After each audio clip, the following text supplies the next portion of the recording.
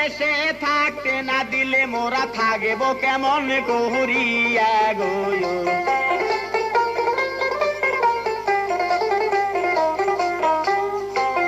স্বামী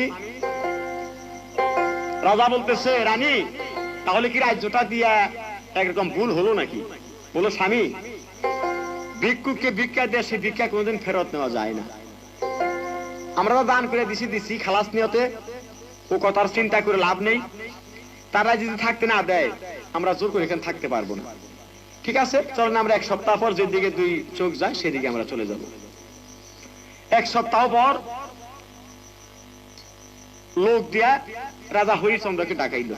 তার স্ত্রী পুত্র সঙ্গে নিয়ে এসে গেল। বলো হুজুর, আমাকে ডাকছেন যে? হ্যাঁ। কি জন্য?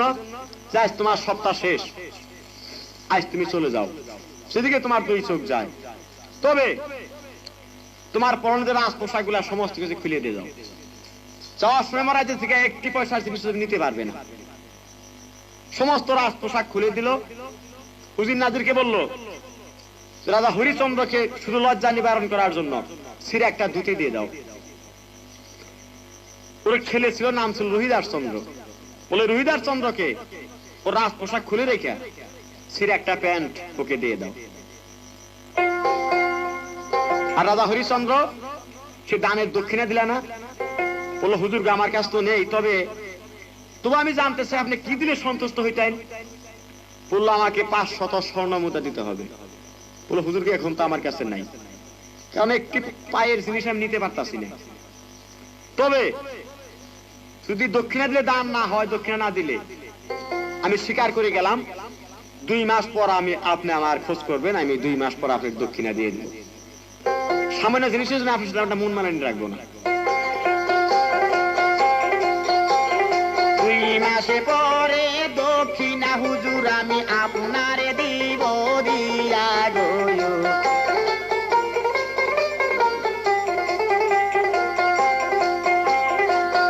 অতিথি বলে ও গো চয়ন্দ্র,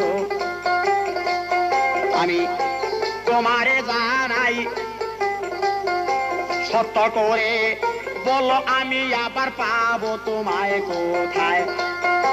বলে হুজুর আপনারও কাছে যাই বলিয়া আমি থাকার একটা আশ্রয় লব গো হুজুর কাশীনগরে যাইয়া রে।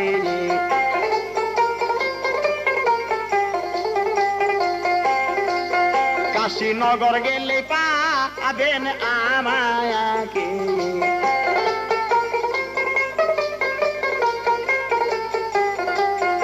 আপনার দক্ষিণা দিব দিয়া, আপনার সাথে ঋণ আমার যাবে পরিশোধ হইয়া। রাজা বলে তা হইলে চন্দ্র চাইতে পারো চলিয়া, 2 মাসের কথা তুমি গো চন্দ্র যাইও না ভুলিয়া রে।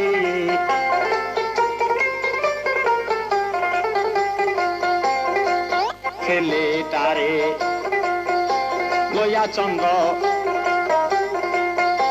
রওয়ানা হইল। মা বাবায় রোহিদাসের 2 হাতেই ধরিল। খেলার সাথীরা আসিতেছে খেলিবার লাগিয়া রে।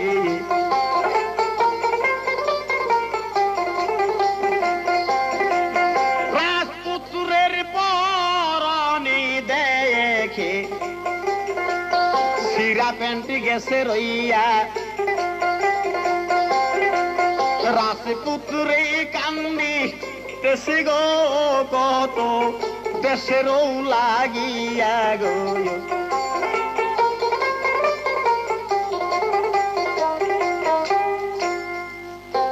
খেলার সাথী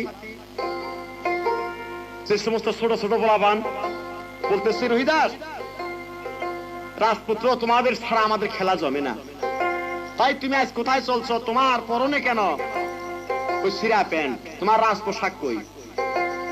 এসব তোমার সঙ্গে আমরা খেলেবার জন্য এসেছি। রাজা বলতেছে, বাবা আমরা রাজা নেই আছি, আর রোহিদাসও রাজপুত্র আর নেই, আমরা পথের ভিক্ষুক, আজ থেকে পথে ভিক্ষা করে করে খাবো।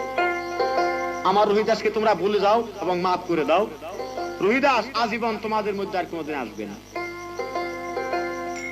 রোহিদাস বলতেছে,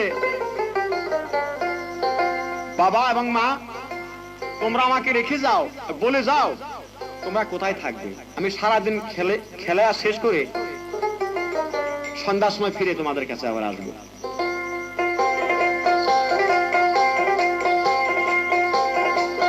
চন্দ্র বলে, কোথায় কোথায় আগেব, আমাদের নিমিত করা নাই। সারাদিন পর খুঁজা তুমি গো বাজার, কোথায় পাবে সন্ধ্যায় রে।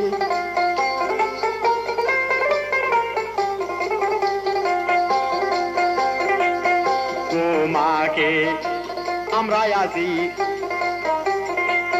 সঙ্গেই যাব লইয়া, খেলার সাথীদের কাছে তুমি আসো ক্ষমা লইয়া। রোহিদাসে তখন কানতে লায়া গেল, সাথীদের দিকে চাইয়া, এ জনমের মতো বন্ধুরা গো তোমরা আমায় দিও মা করিয়া রে।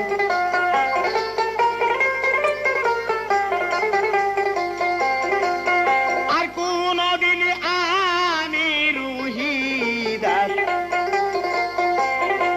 ফিরে না আসিব, তোমাদেরকে কোনো কথাই আমি কোনদিন না বলিব। এই বলিয়া বাবা মায়ের সঙ্গে যাইতেছে চলিয়ার।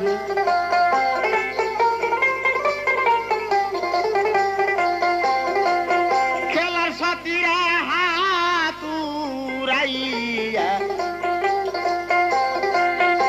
ডাকিতে লাগিল, আবার একদিন দেখবার তুমি গো আসবে কিনা, তাই একবার বলো রে।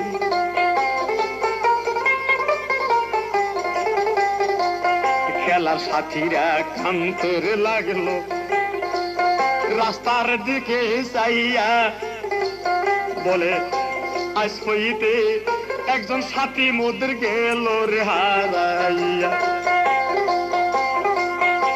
রোহিদাস এই জীবনে রে কোনদিন আর আসবো না ফিরিয়া রে।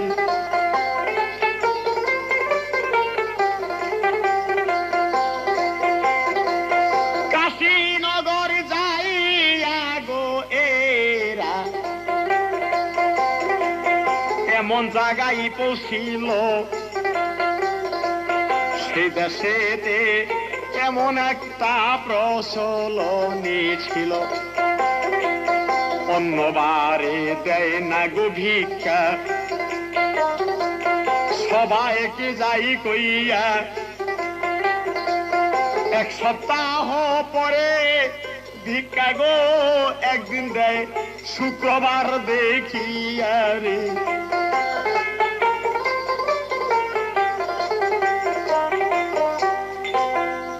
ওরা কাশীনগরের সীমায় যে পৌঁছিল, এক জায়গায় যদিও একটু জায়গা চেনে রইল, পরের দিন সকালে দেখা গেল পাতল বসতি, এক এক জায়গায় এক এক বাড়ি, আর তারা যদিও ভিক্ষা দেয় ওই প্রতি শুক্রবারে, আর 7 দিন ভিক্ষা দেয় না, সপ্তাহে একদিন। ওখানে একদিন থাইকা রাত্রেবেলা রানীর কাছে বলল, রানী গো এখানে আর থাকা যাবে না, কারণ আমরা যদি ক্ষুধা একটু সহ্য করতে পারি, কিন্তু তবু আমাদের এই বালক রোহিদাসকে না খাওয়ায় রাখন যাবে না, তাহলে অল্প দিনেও মরে যাবে। রোহিদাসে আমাদের সকল আশা ভরসা, তাই চলো আমরা এখান থেকে আরো অনেক দূর চলে যাব, যেখানে ঘনবসতি আছে সেই দেশে আমরা চলে যাব। বিদায় যাইতেছে হইয়া কিছু দূরে গেলে ঘনবসতি পাইল খুঁজিয়া সেই দেশেতে কোনো বার নাই সবার বিকাদে যে আসিয়া গইল